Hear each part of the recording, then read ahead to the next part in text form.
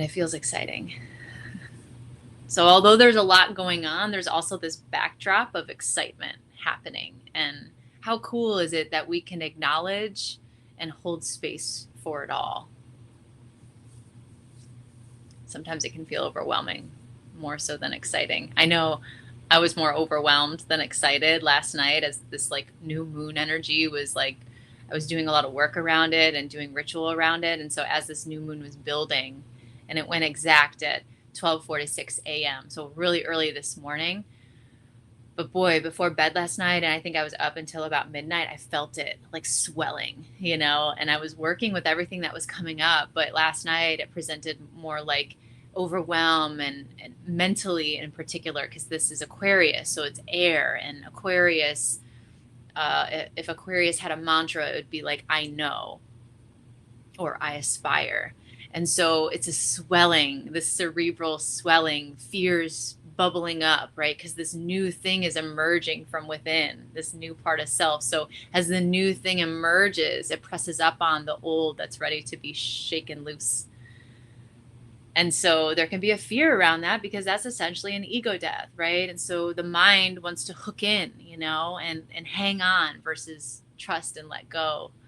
And so that's where I was last night, but then aware of it at the same time and just breathing through it. This is a stretching of sorts. This is an expansion that's happening.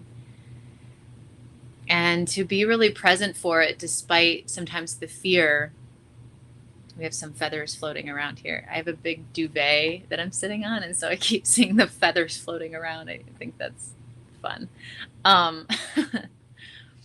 But to be so aware, right? To be able to hold that awareness while things are happening, gives us this ability to have more choice. But sometimes it could be that overwhelming that the best we can do is be in the fear and breathe while we're observing the fear, and not do anything but that. But it doesn't stay. It's not permanent. These states aren't permanent, and, so today, I'm in a different place than I was, at midnight last night. Today, I'm in the excitement. I'm in the thrill. I'm in we're on an adventure, right? I'm in the trust. I'm regulated. My nervous system is on board. It's regulated.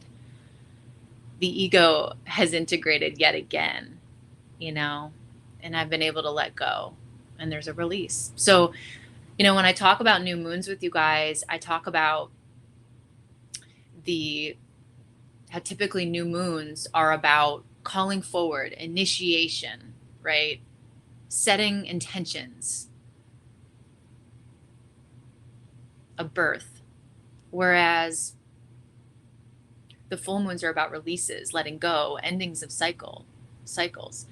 Well, this one in particular is very much a birthing forward, a calling forward, an emerging of something that's new, and all the intention setting, but it's also a release at the same time because of some of the aspects going on. I'm hoping that the more and more I talk about that, I'm going to get into some of the details around that, but that it's going to validate some of the things that maybe you've been feeling on your end in your personal journeys, and just bring some lightness and validation and empowerment. Because a lot of times that's what we need when we're going through the stretching that life puts us in.